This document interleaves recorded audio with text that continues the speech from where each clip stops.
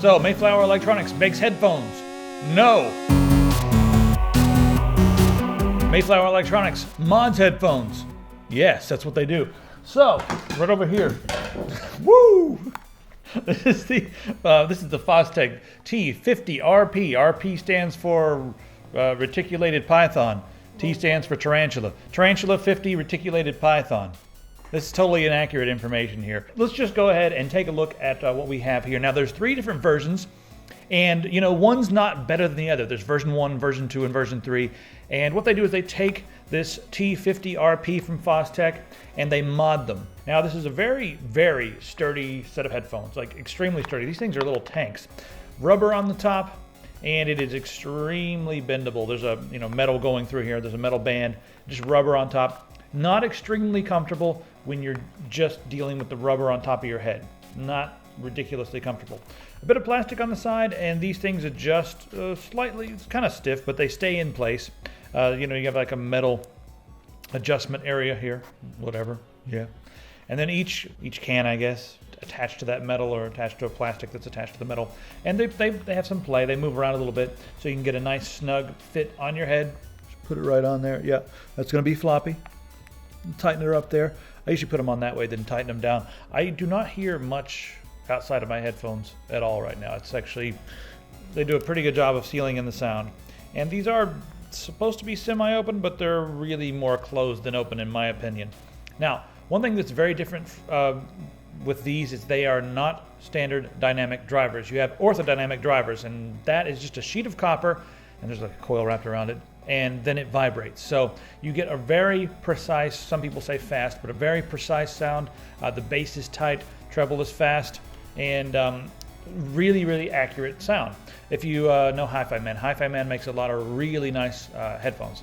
Some of my favorite headphones, in fact, I think my favorite right now, the HE500s, they sound amazing for rock and roll, but they use orthodynamic headphones. And so what they did is they took these are relatively inexpensive headphone. You get them out of the box, they sound pretty terrible. I mean, I've got a pair of them that are unmodded over there, and I don't know, they sound like tin cans. It's just weird. They just don't sound good. Some people think they sound okay. I personally think they sound terrible. So then we've got the version 1s here. Now what they've done to the version 1s is they go in and they put some cotton in there, and they put some clay on the inside. If you guys just go to Google and type in Fostex and you type in T50RP mod, it's probably going to come up with exactly what they do for version 1. So you guys can get a pair of these, do it on your own, save a little money, or you can let them do it. They've done hundreds of these, so they know exactly what to do. And then they put these like decently soft foam. They're not the softest foam, and they put that on there, and then that's what you got. I'll give you guys some of the basic specs on these. The frequency response range on this is 15 hertz to 35 kilohertz, and sensitivity is 98 decibels. Impedance is 50 ohms, and they weigh 330 grams. They do have a bit of weight to them, and like I said, they can have a decently tight clamping factor on the head. They tend to loosen up after a use, and if you stretch, if you want to, you can stretch them out a little bit. It can handle it, man. No problems. Hey, how do version 1 sound? Version 1s, they have a slightly analytical sound, but a slightly fun sound at the same time. It's sort of a very clean but slightly hi-fi sound. They've got kind of the classic, slightly bit of the classic V going, where you get like a little extra sparkle in the treble and a little extra kick in the bass, and the mids sound pretty flat to me. I think these are one of my favorite headphones out there for rock and roll, especially in this price category. The bass is tight. Double bass is going to be super accurate, and you get a bit of a kick from it. They're not boomy, you know what I mean? There's not like a ridiculous amount of bass, and the bass is not floppy in the least. Mids are crunchy as hell. Like listen to, I like these for listening to just heavy, crunchy rock and roll, like 3 Inches of Blood and that sort of thing. These things shred. Version 1's freaking shred. They're also not bad for like analytical application, but I found them to be really good for stuff where you need to, hear voices, hear clean vocals. The mids are, decent enough that you can hear the voices. They're just a really good, tight sounding set of headphones with enough treble to make me happy, and I like a lot of treble. So decent amount of bass, a lot of treble, and a very clean sound here with version 1s. Now version 2s. Now version 2s are a little bit different. They do a lot of modding to version 2s. The pads on this, velour. Yes, indeed, velour pads. Now on the inside here, there's a little bit of fiberglass. I'm not going to get into this. They did a whole video on how to build these. And a little bit of fiberglass, a little bit of clay in the right spots. And it totally changes the sound. It's amazing what you can do with the same orthodynamic driver. It's amazing how much you can change the sound just by the different materials you put inside here. Now with the bit of fiberglass, the cotton, and the clay, now you have a headphone, to me, that is almost too analytical. It's like no fun. But for some people, they need this level of precision. Everything is crystal clear to the point of almost being sterile. And that's really what you get with version 2s. They're not too bassy. They do have some bass.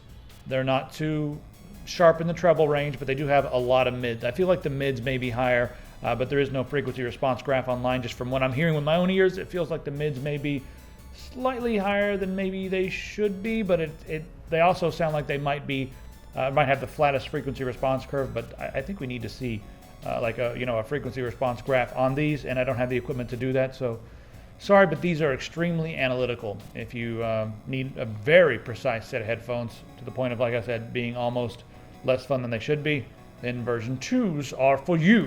All right, version 3s are they're the most expensive, but my God, these things are comfortable. These things are ridiculous. The pads on these are leather, and they're like leather with memory foam underneath. These are the most comfortable pads that I have ever felt in my entire life. And I'm not just saying that because I know Tyler and I know Mayflower Electronics. They just freaking are. They're good, and you can go out and buy pads like this for other sets of headphones. And they're actually similar to we looked at the SteelSeries 9H.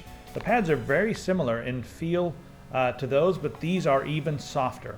So Pistol's been wearing these because she games a lot and just always on the computer doing stuff, editing videos. And comfort goes a long way. Sometimes comfort can be more important overall than sound quality if you're gaming for 6 to 8 hours a day. I don't know. It's up to you guys, though, depending on what you want. But the sound quality on these is a bit different. These are heavy in the low range. They've got a really boomy bass. But the thing that's interesting is, even though there's a lot more bass with these, it's not floppy bass. It's still very accurate and tight bass because they're orthodynamic drivers. They're made to be more precise. I found the mids to be okay, and the treble is slightly muted. So these are really good for electronic music.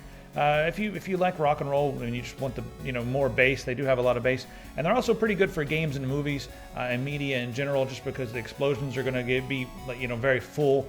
Gunshots are going to have a meaty kick to the bottom of them. Am I kind of doing these justice right now, you think? These are not for me. In fact, I want these pads, and I want the padding on top here. I want that for my version 1s. So that's probably what I'm going to do.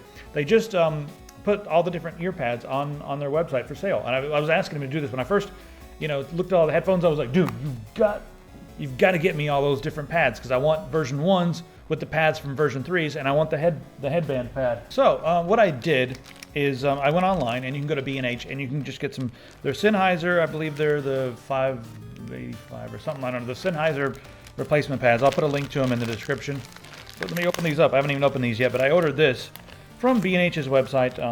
That's what they use on the version 3s. It's just a Sennheiser memory foam pad. Very comfortable.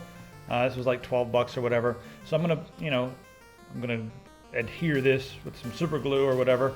Adhere this to my version 1s, and then I'm gonna get the pads from version 3s. They may slightly alter the sound, but not that much, because you're gonna get more alteration in sound when you switch from leather to velour. So version 1s are the least expensive. My personal favorite, because I like the crunchiness and the extra, sparkle in the treble area.